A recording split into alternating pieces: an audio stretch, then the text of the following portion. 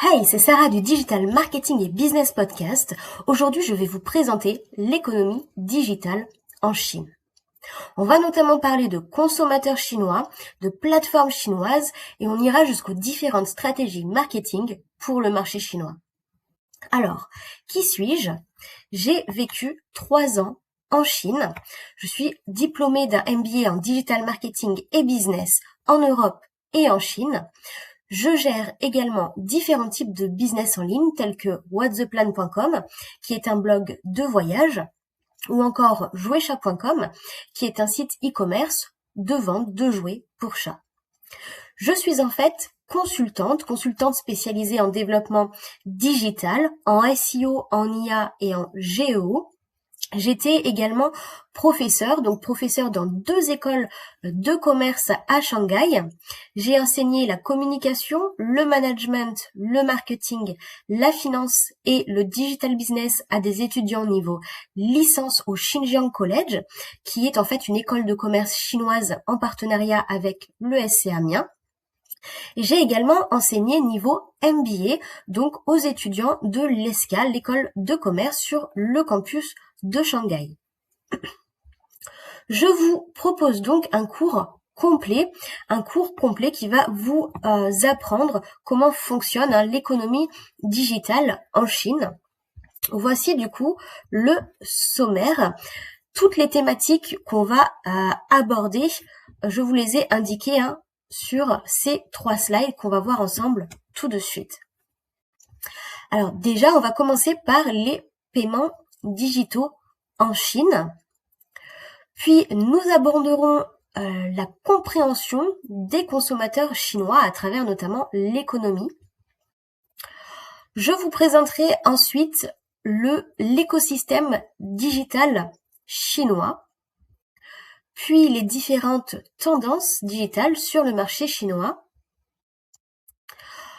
Ensuite, nous verrons ensemble WeChat qui est une application qui est en fait une super app. Je vous présenterai toutes les fonctionnalités disponibles sur WeChat. On verra ensuite l'application Weibo, puis Little Red Book, et enfin l'application Douyin qui est en fait le TikTok chinois. Je vous ai ensuite préparé une présentation des différentes plateformes de vidéos chinoises, puis des différentes plateformes de streaming et de live streaming chinoises, et enfin des différentes plateformes e-commerce chinoises. On abordera également les stratégies online to offline sur le marché chinois. Et puis, nous verrons ensemble les différents KOL, donc les différents influenceurs, les Key Opinion Leaders en marketing sur le marché chinois toujours. Puis, les virtual influenceurs, donc les influenceurs virtuels en Chine. Ensuite, nous verrons tout ce qui est Web3. Et puis, le Chinaverse, qui est en fait le métaverse chinois qui est bien développé de nos jours avec des acteurs du Chinaverse dont on fera le tour. Et puis nous terminerons enfin par les stratégies de marque pour le Chinaverse. Voilà pour ce résumé des différentes thématiques abordées dans ce cours, dans cette série de vidéos. Bien entendu, toutes les vidéos sont disponibles gratuitement sur ma chaîne YouTube. Les objectifs de ce cours sont notamment de développer une compréhension de l'écosystème digital chinois. Cette compréhension, elle est importante non seulement pour votre culture, mais parce que, comme vous le savez, la Chine est de plus en plus importante sur les marchés. Il est important de comprendre les consommateurs chinois parce que les marques françaises, européennes vendent à ces consommateurs. Il faut donc comprendre l'environnement digital dans lequel ils grandissent, qui est leur quotidien. Il faut également comprendre cet environnement digital parce que la Chine est de nos jours pionnière à niveau technologie, niveau stratégie de vente, stratégie marketing. Et la plupart de ces tendances vont arriver peu à peu en Europe et en France. Donc si vous avez déjà connaissance de ces tendances, vous allez les maîtriser plus rapidement et plus facilement. Ensuite, il faut bien entendu connaître les usages au niveau d'Internet, au niveau des applications des consommateurs chinois pour pouvoir préparer vraiment votre tunnel d'acquisition. Il faut savoir comment vendre à ces consommateurs chinois, comment leur parler, qu'est-ce qui fonctionne. Et il faut savoir identifier et reconnaître les acteurs de cet environnement digital. Voilà pour les objectifs. On commence ici par le point numéro 1, les paiements digitaux en Chine. Vous le connaissez, il s'est très bien développé en Europe et en France pendant le Covid, le QR code. Le QR code fait en fait partie de la vie quotidienne des Chinois depuis des années. Depuis plus de 10 ans, lorsque vous ajoutez un nouveau contact sur WeChat, qui est donc une application chinoise, vous devez scanner le QR code de la personne.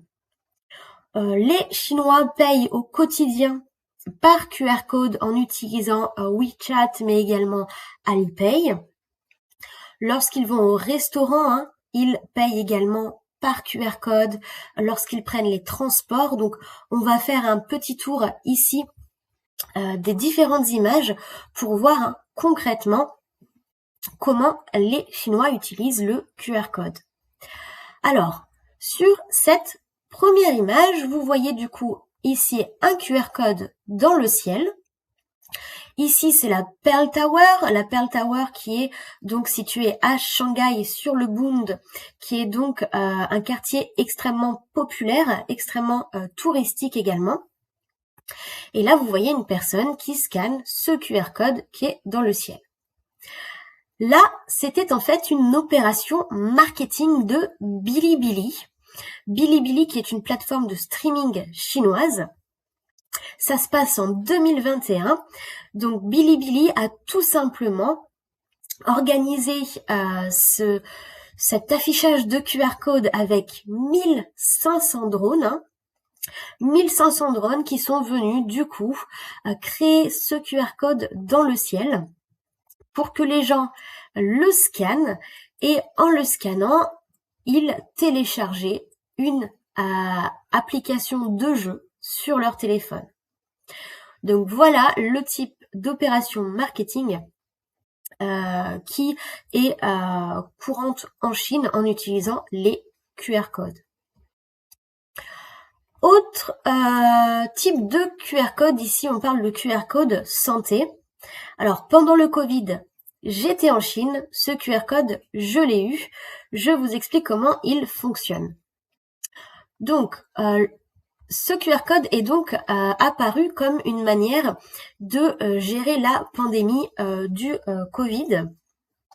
Donc si vous restiez à Shanghai, votre QR code restait vert, donc c'était tout simplement pour indiquer que vous n'aviez pas quitté la ville.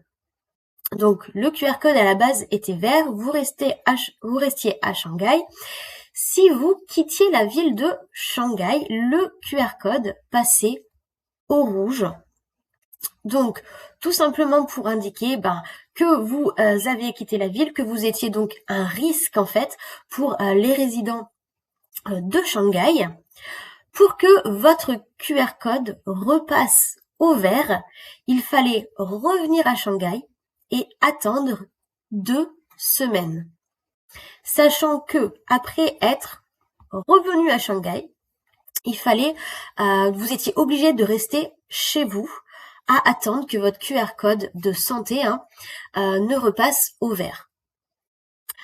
Et en fait, pour accéder à tout type de service, il fallait montrer votre QR code. pour aller au supermarché, pour aller à la pharmacie, pour aller à la banque. Vous aviez donc des policiers devant tous les magasins qui demandaient à voir votre QR code, et si votre QR code n'était pas de couleur verte, vous ne pouviez pas rentrer, parce que si le QR code était rouge, en fait, vous étiez censé rester chez vous. C'était donc illégal de sortir avec un QR code de couleur rouge. Et donc voilà, après 2 semaines passées chez vous, le QR code repassait au vert. Et vous pouviez refaire votre vie normalement, étant donné les circonstances de Covid, c'était quand même, il y avait quand même pas mal de restrictions. Ensuite, les QR codes sont utilisés dans les transports. Si vous devez prendre le bus ou le métro, vous pouvez utiliser le QR code pour tout simplement payer votre trajet. À savoir que les tickets sont encore disponibles pour prendre les transports. Vous pouvez très bien également prendre un ticket. Vous avez des distributeurs dans le métro par exemple, mais la majeure partie des Chinois utilisent bien les QR codes pour prendre les transports. Ce QR code est soit relié à votre compte bancaire via carte de crédit par exemple, soit il est relié à votre portefeuille digital. Donc dans le portefeuille digital des applications type WeChat ou Alipay, vous pouvez mettre de l'argent et décider que lorsque vous prendrez le métro, ce sera votre portefeuille qui sera débité. Vous avez également votre carte de transport digital qui peut être tout simplement, qui peut afficher un QR code, et à chaque fois que vous payez votre trajet, vous utilisez votre carte de transport digitale.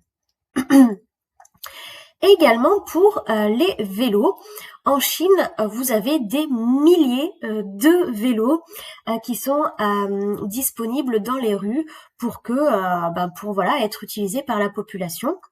Ils sont donc en libre service. Pour utiliser un vélo, vous devez donc scanner, ici on le voit, le QR code sur le vélo. Une fois que vous avez scanné ce QR code, il va vous permettre de débloquer le vélo et vous aurez donc votre géolocalisation. Et au final, une fois que vous avez terminé d'utiliser le vélo, vous aurez donc le temps de trajet, le temps durant lequel vous avez utilisé le vélo, et donc le coût relatif à cette utilisation. Et ce sera donc débité de votre portefeuille digital.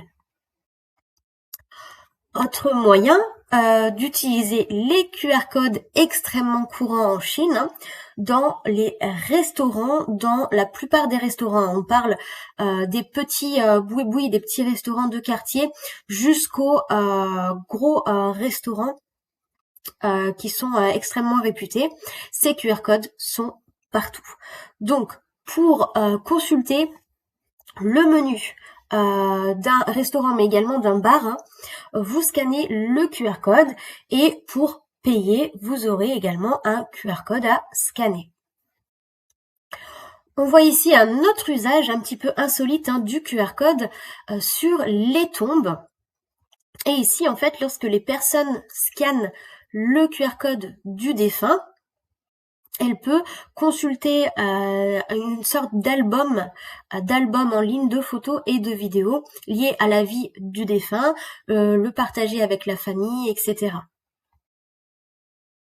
Autre usage du QR code, ici nous voyons un sans domicile fixe qui a donc un QR code imprimé sur une pancarte et attaché autour du cou. Alors ça c'est très très commun, j'en ai vu plein à Shanghai. Vous avez donc du coup des sans domicile fixe qui font la manche avec leur QR code, qui sont devant les bars, les restaurants, à chercher notamment des étrangers, à essayer de convaincre les étrangers de leur donner de l'argent. Je l'ai fait plusieurs fois d'ailleurs.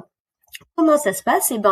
Vous accédez à votre application WeChat ou Alipay pour scanner le QR code de la personne et transférer directement de l'argent sur son portefeuille en ligne. Et ensuite, ici, voilà, on le voit, ici c'est une petite épicerie, hein. On voit les poireaux ici. Et en fait, dans tous les commerces, des petites épiceries aux gros supermarchés, vous pouvez payer. Et c'est d'ailleurs le moyen de paiement le plus utilisé, je le rappelle. Vous pouvez payer par QR code. Et donc, le QR code est le moyen de paiement le plus répandu et le plus utilisé en Chine, que ce soit dans les services publics, on l'a vu notamment avec les exemples des transports et du QR code de santé pendant le Covid.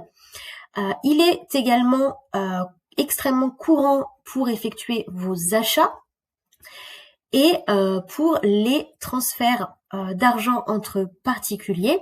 On se souvient de notre SDF qui tend son QR code pour qu'on lui envoie de l'argent. En fait, entre particuliers, que ce soit entre Chinois, de Chinois à étrangers ou bien entre étrangers, ça fait partie vraiment de la vie quotidienne en Chine. Un exemple concret, ça va être si vous allez en groupe d'amis au restaurant, que l'un de vos amis paye l'addition, vous pouvez le rembourser en lui demandant son QR code afin de lui envoyer tout simplement de l'argent. Alors ici, je vous ai mis 2 données que je trouve intéressantes. Ces données, elles sont tirées du Payment and Clearing Association of China Report qui date de novembre 2022. Alors, 95,7% des utilisateurs de moyens de paiement sur mobile chinois utilisent le QR code.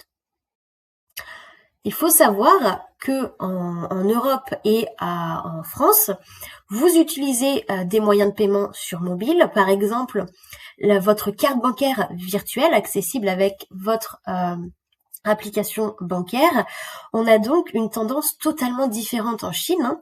Les Chinois qui utilisent des applications mobiles de paiement vont utiliser des QR codes. Parmi du coup ces utilisateurs de moyens de paiement mobile chinois, 52,6% payent souvent leurs moyens de transport, donc le bus et le métro, avec des QR codes. Et ça, ce sont des données de novembre 2022. Je pense que depuis, ça a bien sûr augmenté. Il existe donc différents moyens de paiement digitaux en Chine. Alipay est la plateforme de paiement la plus utilisée par les Chinois. 92% des Chinois l'utilisent. En deuxième position, on a donc WeChat Pay. WeChat Pay qui est une fonctionnalité de l'application WeChat. 85% des Chinois l'utilisent. En troisième position, on retrouve UnionPay, 45% des Chinois l'utilisent. Ensuite, on a JDPay. JDPay, c'est en fait un moyen de paiement digital développé par la plateforme e-commerce JD.com. Ensuite, on a Apple Pay, qui est utilisé en Chine pour 22% des Chinois. On a ensuite 2 applications de paiement chinoises. Et on retrouve PayPal qui est utilisé par 11% des Chinois. Je vais donc vous montrer comment fonctionne Alipay. J'ai enregistré une petite vidéo avec mon téléphone. Donc on peut voir ici l'application Alipay. Vous pouvez très bien, si vous êtes en Europe, en France, la télécharger et donc regarder comment ça se passe. Ici, du coup, lorsque je clique sur Alipay, j'accède au menu principal, à la page d'accueil. On a donc la possibilité de scanner ici. Donc, vous pouvez scanner un QR code. On a ici notre portefeuille digital. On peut l'utiliser pour payer, mais également pour générer un QR code et récolter des fonds. Et on a ici l'icône de transport Ici, on va donc pouvoir payer pour prendre le métro ou le bus. Hop, donc si je clique sur Paye Collect, j'arrive ici sur mon QR code de paiement. On voit que j'ai lié ma carte bancaire qui est française. Ensuite, je peux cliquer ici sur Receive, donc pour recevoir de l'argent. Et voici donc le QR code que je peux partager pour récolter des fonds. Ces fonds atterriront donc sur mon portefeuille digital. Je peux également effectuer des transferts.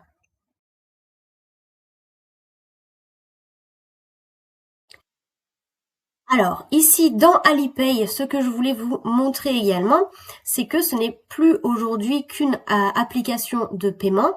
Vous avez donc un réseau social à l'intérieur. Vous pouvez accéder à des vidéos. Ça fonctionne un petit peu comme TikTok. Voilà. Vous avez donc accès à des posts qui ont été partagés sur ce réseau social. Vous avez accès aux notifications. Donc, si quelqu'un vous envoie un paiement, par exemple, vous recevrez une notification comme quoi vous avez reçu tant de yuan sur votre balance. Voilà, ici, c'est votre profil.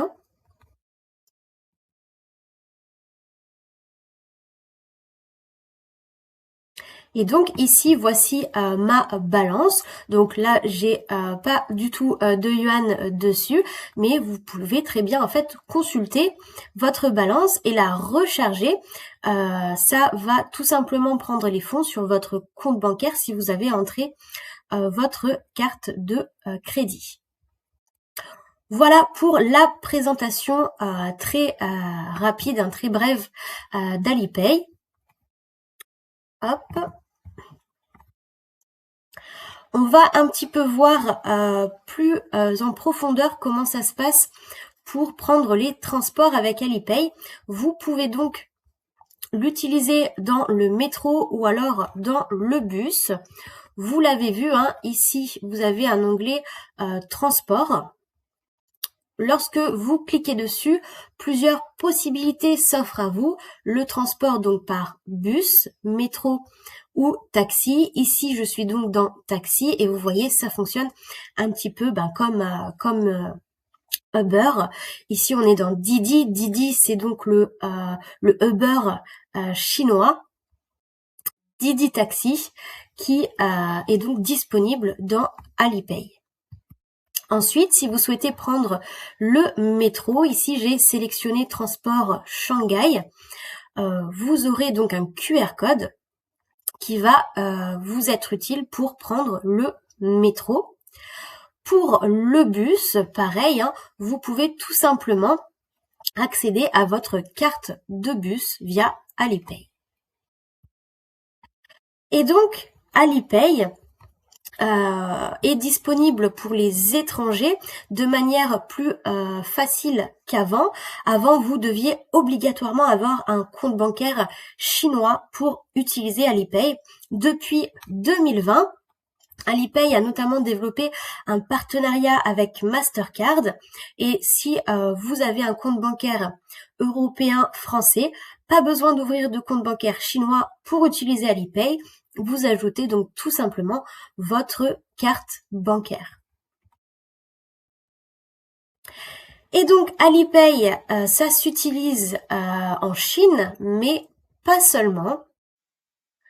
Alipay se développe donc de plus en plus en Europe et en France, mais également en Asie. Vous avez la possibilité de payer en utilisant Alipay. Si vous utilisez Grab, Grab c'est une application de taxi que j'ai moi-même utilisée lorsque je voyageais aux Philippines. C'est très populaire en Asie du Sud-Est. Et vous avez également la possibilité d'utiliser Alipay dans les hôtels. Par exemple, donc on voit ici le moyen de paiement proposé au Restini Hotel à Bangkok. Et Alipay se développe tellement en Asie qu'il incorpore maintenant 10 portefeuilles digitaux asiatiques. Donc, pour être plus clair, plusieurs pays avaient développé leurs propres portefeuilles digitaux, par exemple les Philippines ou encore la Thaïlande, et Alipay les a incorporés en 2023 dans sa plateforme de paiement. De sorte à ce que les utilisateurs de ces portefeuilles digitaux asiatiques passent par la plateforme en fait Alipay pour les utiliser. Donc, on a par exemple le portefeuille digital mPay qui est utilisé à Macao, HiPay qui est utilisé en Mongolie, ShangiPay, celui de Singapour, le portefeuille OCBC qui est celui d'une banque et qui est très utilisé à Singapour, Navepay pour la Corée du Sud, ToSPay également pour la Corée du Sud, TrueMoney qui est développé en Thaïlande. Tous ces portefeuilles digitaux asiatiques ont donc développé un partenariat avec Alipay. Donc voilà, vous avez leur logo ici pour vous donner une idée. Et donc, comment ça fonctionne? Eh bien, vous utilisez Alipay avec votre téléphone et lorsque vous voyez le QR code d'un autre portefeuille digital asiatique, ça fonctionne très bien. Donc, si aujourd'hui vous téléchargez Alipay, que vous liez votre carte bancaire, que vous mettez des fonds sur votre portefeuille digital, vous pouvez très bien aller à Singapour et l'utiliser avec le portefeuille digital qui est courant à Singapour. Ensuite, ici, je vous ai sélectionné un article qui parle de Gcash. Gcash, c'est un portefeuille digital, un moyen de paiement digital d'origine philippine, qui a développé donc un partenariat avec Alipay via Alipay Plus, et maintenant ça a permis en fait à ce portefeuille digital de se développer. Il est donc utilisable dans 6 nouveaux pays et ça continue de se développer. On l'a vu quand j'ai lu avec vous le petit extrait d'article, des boutiques, des grands magasins parisiens proposent dorénavant Alipay Plus comme moyen de paiement. C'est le cas du coup de Printemps, mais également de Franprix. Et j'ai ici donc une screenshot du back-end de ma boutique e-commerce qui est jouecha.com. Jouecha.com, c'est un site e-commerce que je gère. Et ici, donc, dans les options de paiement que je peux autoriser, on voit Alipay et WeChat Pay. On a donc ici deux moyens de paiement d'origine chinoise qui se sont développés, qui continuent de se développer et qui viennent à être disponibles dans des magasins en France et sur des sites e-commerce. Ensuite, on va voir le futur des moyens de paiement en Chine. Vous le savez, la reconnaissance faciale existe en Chine dans le quotidien des Chinois. Elle sert notamment pour des besoins de sécurité, mais elle sert également pour des besoins business. Les Chinois peuvent aujourd'hui payer via la reconnaissance faciale, donc on le voit sur l'image. La personne va effectuer ses achats et ensuite tout simplement sélectionner la possibilité de payer via reconnaissance faciale, donc simplement avec son visage. Autre moyen de paiement révolutionnaire qui se développe en Chine, le paiement avec la paume de la main. Je vous ai sélectionné pour le coup une vidéo qu'on va regarder. Donc là, on voit bien des gens qui scannent la paume de leur main pour payer. C'est extrêmement rapide. On nous dit que c'est disponible à l'aéroport de Pékin, par exemple. Donc ça va prévenir notamment les usurpations d'identité. Et puis ça prend vraiment 2 secondes.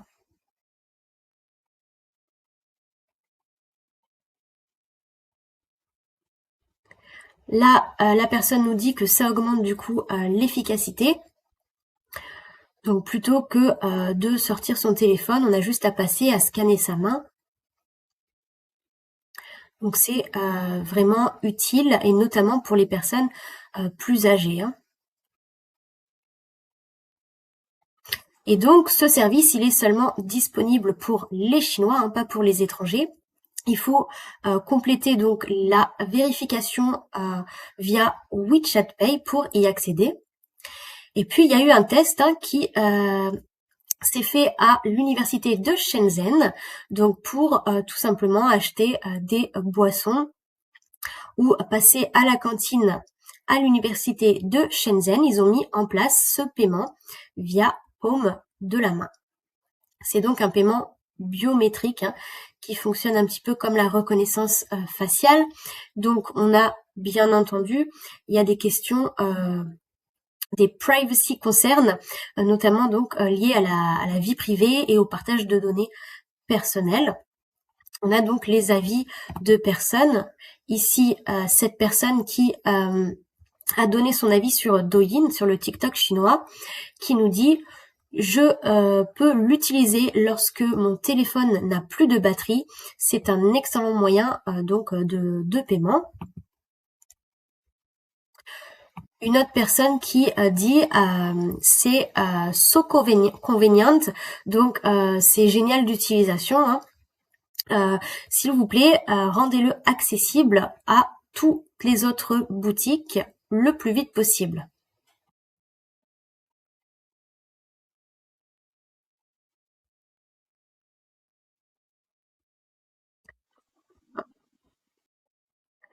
Et puis on a d'autres personnes qui sont un petit peu plus sceptiques sur le sujet. Je ne vais pas m'enregistrer pour le paiement via paume de la main. Utiliser un mot de passe, c'est déjà assez. Ça ne vaut pas le coup de donner mes informations personnelles en échange d'un petit peu plus de convenience, donc un petit peu plus de commodité.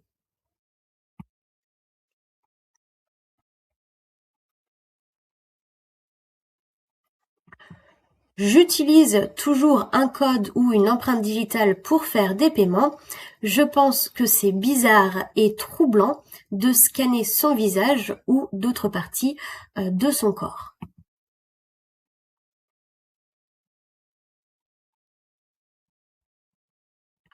Voilà pour ce mode de paiement. Qu'est-ce que vous en pensez? J'aimerais bien que vous me le partagiez en commentaire de cette vidéo. On va donc terminer ce premier point sur les méthodes de paiement digitales en Chine. Hop. Alors, on a du coup 2 acteurs sur ce développement du paiement via scan de la paume de la main. On a donc Alibaba qui est propriétaire d'Alipay et notamment de la filiale Ant Group qui a déposé une demande de brevet pour donc développer leur solution de paiement via paume de la main et la rendre publique sur le marché chinois.